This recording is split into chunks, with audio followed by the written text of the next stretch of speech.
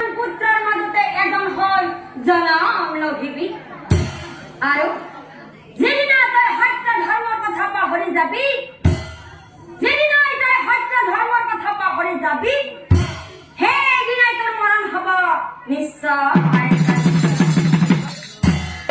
এতিয়া বুজিলানে দাদা? চিত্ৰমণি বাৰে বাৰে কাকুতি কৰাৰ পিছতো কিয় মই জীয়াই নাৰাখিলো?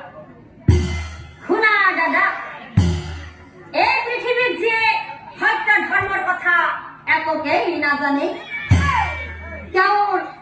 তেওঁৰ অকাল মৃত্যু হ'ব নিশ্চয় জানিবা।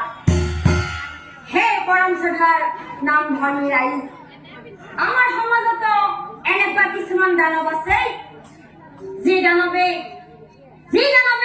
সত্য ধৰ্মৰ কথা একোকেই নাজানে আৰু তেওঁই প্ৰথমতে কম দিনৰ ভিতৰতে জামৰ ঘৰলৈ গতি কৰে।